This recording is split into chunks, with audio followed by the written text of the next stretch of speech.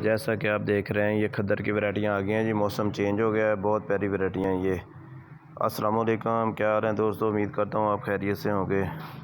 हम आपको वीडियो बनाकर भेज रहे हैं। ये प्रिंटेड खद्दर है जी। मौसम गर्मा के हिसाब से सूती कपड़ा होता है, बेहतरीन वैरायटी है। इसमें कलर डिज़ाइन सारे ही लुक वाले हैं। छोटे डिज़ाइन हैं, ब्लैक देख रहे हैं आप, मेहंदी कलर देख रहे हैं, कॉपर है, ग्रे है, गाजरी है, सी ग्रीन है, फिर गाजरी है, मेहंदी कलर है, मरजंडा है, एक्वा कलर है, रेड कलर है, काला है, रॉयल ब्लू है, महरून है।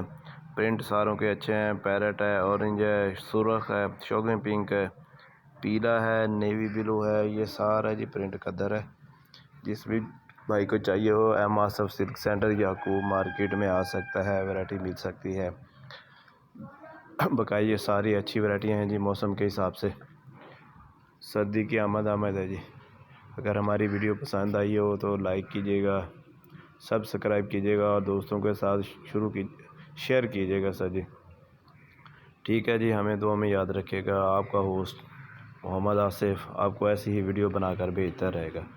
अल्लाह हाफिज़ जी।